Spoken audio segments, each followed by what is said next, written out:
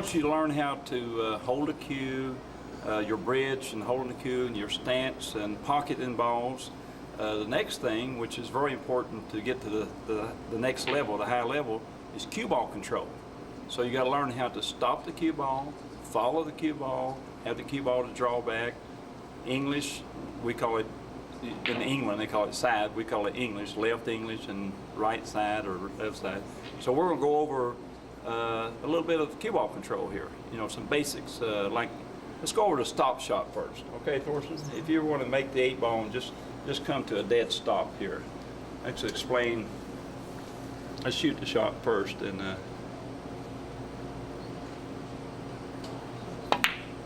okay, perfect.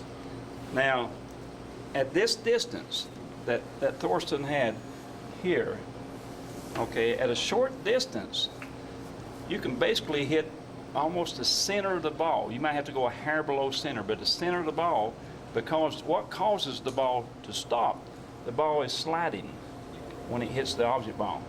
It's not going this way and it's not going this way. It's not going with top spin. It's actually sliding like this when it hits, and that causes the cue ball to stop. Now, like I said, a short distance, all you have to do is put your tip up there where show it where you're hitting the ball. See, if you notice, he's hitting just basically about the center of the cue ball there. Okay, watch this. Now, close shots, you can do that. But if you have a distance of, say, let's get a distance about 4 feet or so.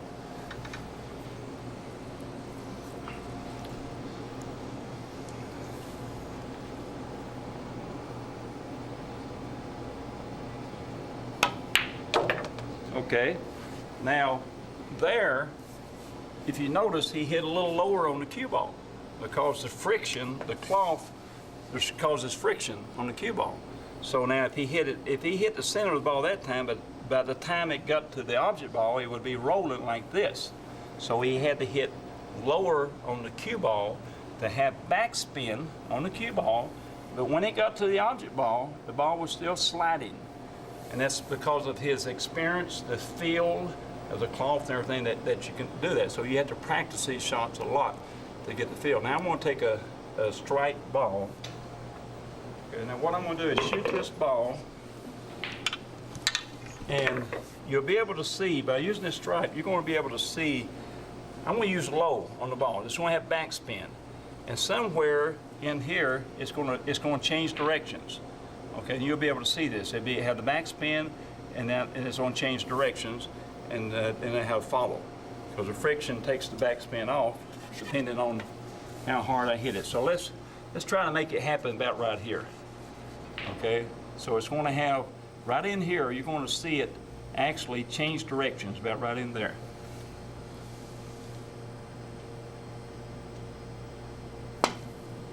Okay, see right here. You see how it changed directions. Okay, now, from this distance, right there where it changed directions, if I'd hit a ball straight on right there, the ball would have stopped. If it hits anywhere up through here, the ball's going to come back depending on how hard I hit it, you know, because it has backspin on it. After this point, up here, if it makes a ball, it's actually going to go forward a little bit because it's got top spin. Okay, and that's a good way to practice, is taking a strike ball and shooting it and try to make it change directions in different areas. And that's a good way to get the feel for a stop shot. Because I'm close to the ball, I'm going to hit basically the center of the ball. Okay? Okay, now, let's put some distance between them. Okay, for a stop shot at this distance, now I'm going to have to hit low. I'm going to hit very low, but then it depends on the speed I hit it. Okay. If I had to hit that same shot a lot harder, then I would have to go more up towards the center, even at a long shot, you know. But the center, I would still have to hit. Let's see.